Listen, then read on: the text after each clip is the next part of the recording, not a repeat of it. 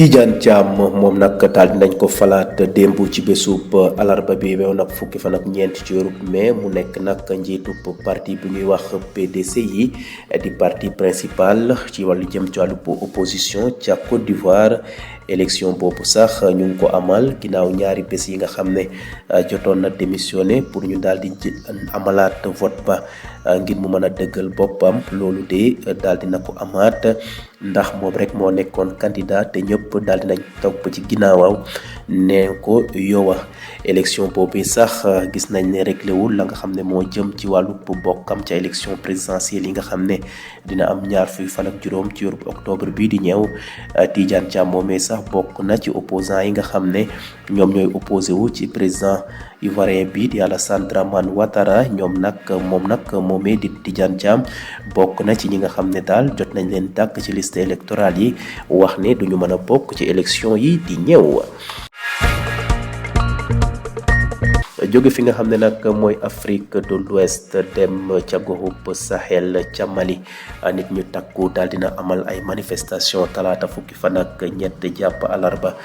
fukki fan ak ñeent ci weeru mai ca gox bu ñuy wax Jafarabe nekk nag ca bëj diggu réew bu Mali boobee mu nekk nag ab manifestation boo xam ne daal dañoo wax ne lu tollook ñaar fukki nit dañoo rër ginnaaw bu armée ba doon amal opération bésub altine la woon ca gox bu ñuy wax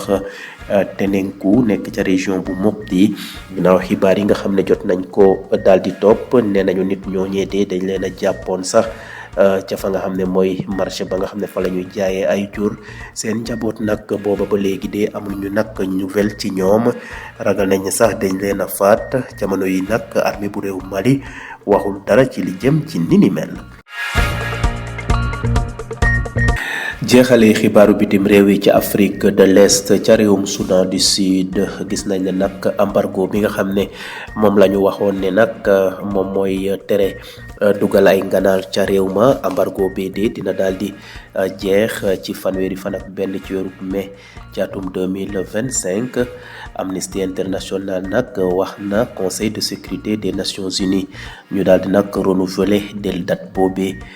bi nga xam ne nag imposé woon nañ ko ci atum 2018 ñu gis ne nag ay weer a ngi nii réew mi nga xam ne moo gën a ndaw ci li jëm ci wàllu am indépendance ci àdduna bi daal mu ngay wéy di am jafe-jafe ci li jëm ci wàllu xeex ci li dox ci diggante ñooñu président ba di Salva Kiir Mayardit ak ñi nga xam ne ñooy jàppale vice président bi di Riek Machar Tani mi nga xam ne teg nañ ko loxo ci weeru mars bi weesu rapport boobu sax ONG Amnesty International moom moo génnee ni ni mel démb ci bésub alarba bi yemoon ak fukki fan ak ñeent ci weeru mai embargo boobu nag wax nañ ne violé nañ ko lu bëree ndax ginnaaw bu xeex yi tàmbalee foofu ba léegi gis nañ ne daal ngànnaaya ñu ngay wéy di dugg ci réew moomee du Sud Soudan. Une démission pour mieux être réélu. Tidiane Thiam a été élu hier mercredi 14 mai à la tête du PDCI, principal parti d'opposition ivoirien, dans une élection où il était le seul candidat 2 jours après avoir démissionné de ce poste pour se représenter et mettre fin à une saga judiciaire contestant sa légitimité. Cette élection ne règle toutefois pas la question de son inéligibilité à la présidentielle du 25 octobre prochain. Tidiane Thiam fait partie des opposants au président ivoirien Alassane Dramane Ouattara qui sont radiés de la liste électorale et ne peuvent pas participer au scrutin. Quittons l'Afrique de l'Ouest pour le Sahel. Au Mali, une centaine de personnes ont manifesté mardi 13 et mercredi 14 mai à Jafarabe, dans le centre du pays, une manière de protester après la disparition d'une vingtaine de personnes à la suite d'une opération menée par l'armée malienne lundi dans cette localité située près de Tenenkou, dans la région de Mopti. Selon les informations, ces hommes avaient été interpellés le matin même sur un marché à bétail. Les familles sans nouvelles craignent qu'elles aient été exécutées. L'armée malienne n'a donné aucun détail sur cette opération.